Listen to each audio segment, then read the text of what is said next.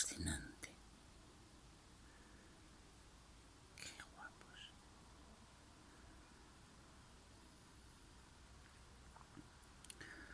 Bueno, les voy a dejar en paz, porque con el flash...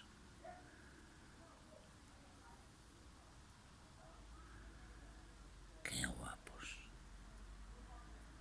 Y guapas a la vez.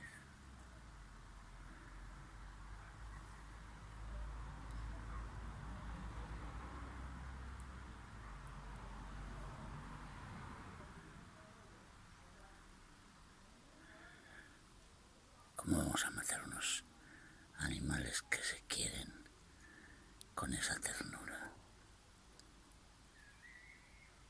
esa delicadeza? ¡Hala! Toma.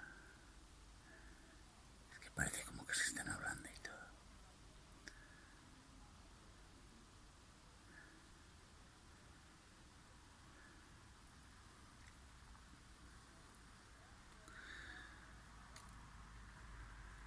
Y son hermafroditas.